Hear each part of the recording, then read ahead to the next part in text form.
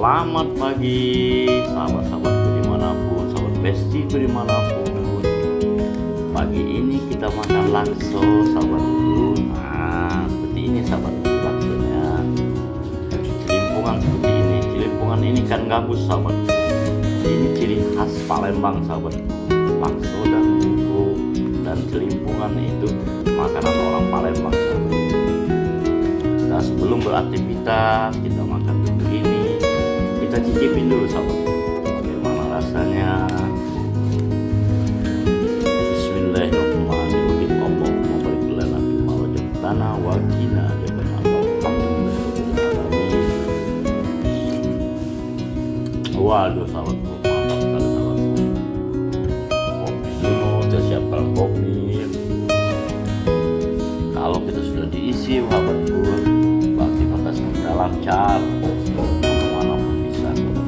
Oke, wassalamualaikum warahmatullahi wabarakatuh.